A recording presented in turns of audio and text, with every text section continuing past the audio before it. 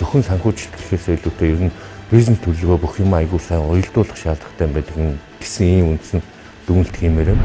Монгол Улсын ерөнхийлөгчийн санаачилсан хүнсний хангамж аюулгүй байдал үндэсний хөдөлгөөний одоо нээлт Баянгор аймаг дээр үргэлжилж байна. Баянгор аймгийн хувьд бас нэлээд махс үү, за хөдөөж хөнгөтийн чиглэлээр нэлээд нөөцтэй аймаг гэдгийг бас аймгийн удирдлагууд нэлээд танилцуулж байна. Ялангуяа Ингнис үү, за дээрэс нь мах норлолын чиглэлээр төрөлдсөн байдлаар бас энэ хүнсний хангамж аюулгүй байдал дээр манлайлагч түүчээж ажиллана гэдгийг бас илэрхийлж байна. Гэхдээ бас тодорхой хүнсний үйлдвэрүүдэд нэлээд толгойцоо асуудууд нэлээд байгаа юм байна. За бид нэр өнөөдөр энэ тэрбум төргийн хөрөнгө оруулалттай чацганы үйлдвэр дээр гэдэг юм.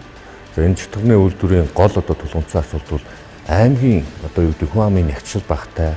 За зах зээлийн одоо энэ тооцоо судалгаа гэдэг юм уу төлөвөө бас дээр үндэслээд ер нь энэ борлуулалтын одоо нэлээд толгойцоо асуудалд үүссэн юм байна. Ер нь бол эндээс нэг дүгнэлт хийхэд аймагуд дээр тохирсон ийм хүнсний үйлдвэрүүдийг дэмжих одоо тийм бэлгэрэнгүү төлөвлөгөөг холбогдох яамдууд төрийн байгууллагууд тухайн аймгийн орон нутгатайгаа харилцаад маш яралтай хийж төлөвлөгөөг сайжруулах шаардлагатай байна.